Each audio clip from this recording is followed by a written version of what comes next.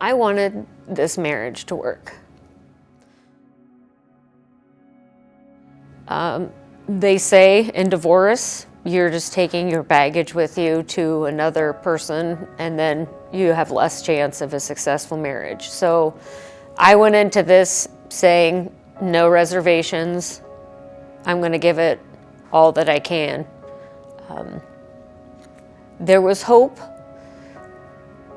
but I would say that the chances were slim. Kelly and I kind of had been going through a rough season, and the conversations were just quieter, the connection wasn't there. A lot of questions from Kelly, like, are you okay? You're not talking much. And the way that I process things is I would lie and say I'm fine.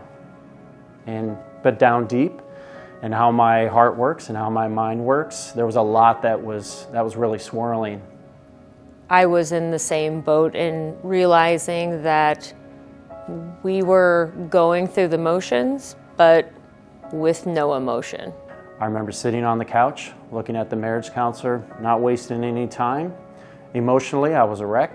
I remember crying pretty much hysterically and looking at Kelly and just saying, a divorce is our best solution. We had been walking separate paths for a while, but I think the moment when it was said out loud was when all hope was lost.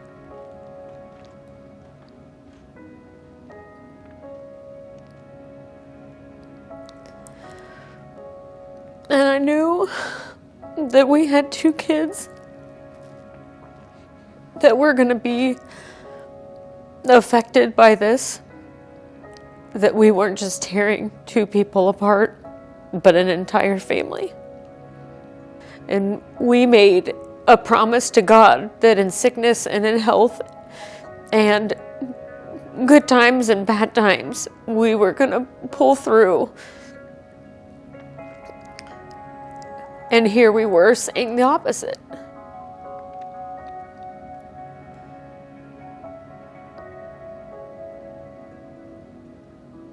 It was a scary time. It was a sad time.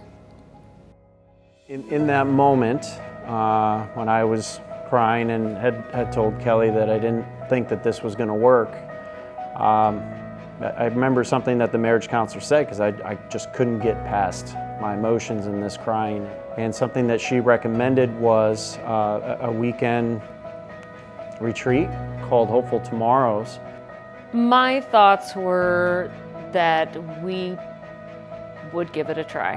I wasn't really sure if anything was going to change, but if we didn't give it a try, I just couldn't look at myself. I couldn't look at my kids anymore. I had to know that I had to give it one last ditch effort.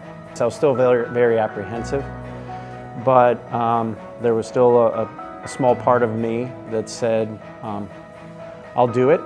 So I at least committed at that moment that I would go to the weekend retreat with her. We got way more than what we had ever planned. And it just allowed us to have some time to refocus on our relationship, the tools that we needed to be able to communicate in a healthy way, to understand your needs and my needs, and really coming together and refocusing on God in our relationship. I feel like that is really where we lost a lot of our relationship, was when the focus got to be on ourselves and not on God. I really enjoy being around her versus before the marriage retreat, and especially in those times when we need to have difficult conversations.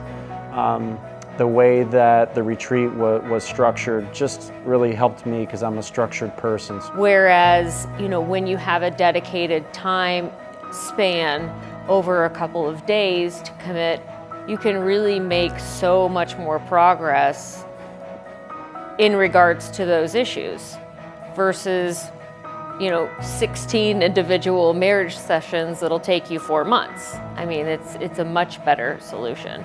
That weekend, that retreat made a lasting impact that now is just further supported by our marriage counseling sessions.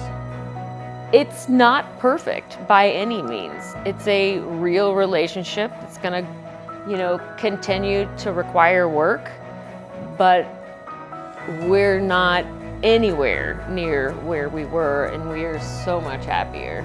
And I would say really anyone that is in a place of absolute despair, that thinks that there's no possible way that your marriage can be saved, give it a try. Hopeful Tomorrow's changed our entire perspective on our marriage. I would give it a try.